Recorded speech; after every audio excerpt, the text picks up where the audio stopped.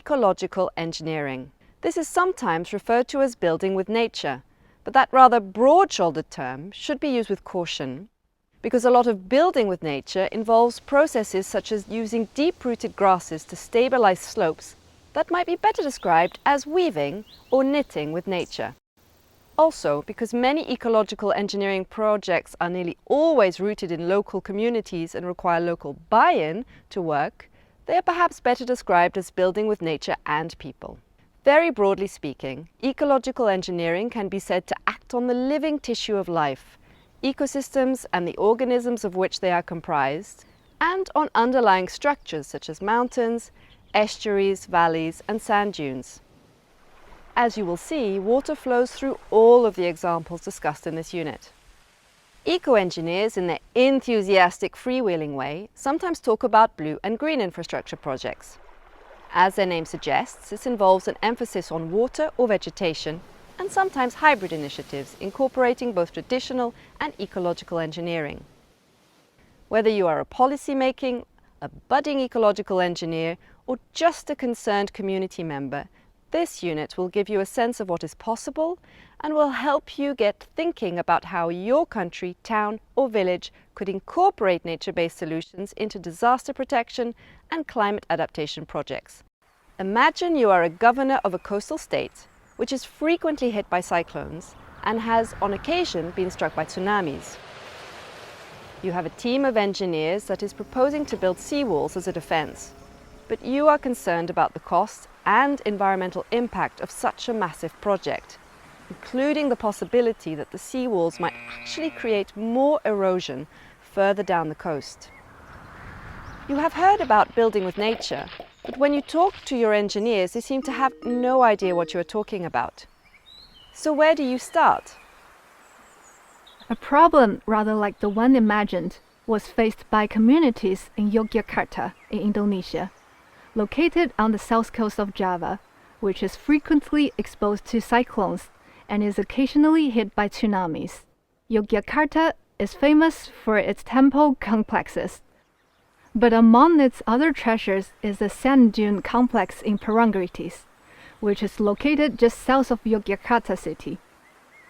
Apart from being pretty, the sand dunes in Parangtritis serve a number of important purposes, acting as a natural barrier against tsunamis and cyclones, while also preventing salt water from seeping into the local groundwater. Along with the local beaches, the crescent dunes are also an important tourist attraction, providing income for the local community. Unfortunately, for many years, human activity has been tough on the dunes. People have built settlements and farmed the land, established fish ponds, and grown trees. All this has interfered with the natural processes that have maintained the dunes for millennia. So, local authorities got behind a land management project that was implemented by a group of partners that included the Parangtritis Geomaritime Science Park. The project began with a careful mapping of the dunes and a detailed study of their dynamics and plant life. This information was then used to draw up a plan which, perhaps not surprisingly, called for the restriction of dune harmful activities such as agriculture, fish farming and forestry. Because this impacted the livelihoods of many in the local community, considerable effort had to go into getting people on board, notably through community outreach to raise the awareness of the importance of the dunes for disaster risk reduction. Local disaster management boards were set up that work with village communities to ensure implementation of the project. Bioengineering of this kind was also used in the Lucayo River project in the Democratic Republic of Congo. In that project, developed by UNEP with government and local partners, deeply rooted vetiver grass was planted to stabilize slopes along the river. Trees were also planted, helping to improve the soil and reduce runoff, while also creating opportunities for sustainable agroforestry. The binding power of plants has also been used in Nepal, where steep slopes and heavy monsoon rains provide ideal conditions for landslides. Many of the roads in Nepal are built by local communities, employing bulldozers and shovels and hoping for the best. Thanks to an IUCN project, the concept of eco-safe roads was introduced. This entailed stabilizing roadsides through a combination of local, deep-rooted plants and small engineering structures.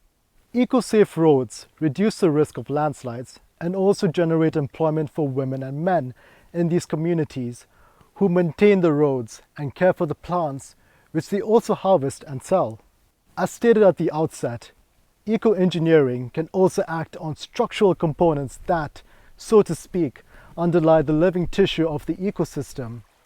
A good example of this is the river engineering being undertaken in the 𝐿 riverine wetland restoration project in Saga Prefecture in Japan. It was led by the Ministry of Land, Infrastructure, Transport and Tourism in close collaboration with local communities, NGOs, local government and academia, especially Kyushu University.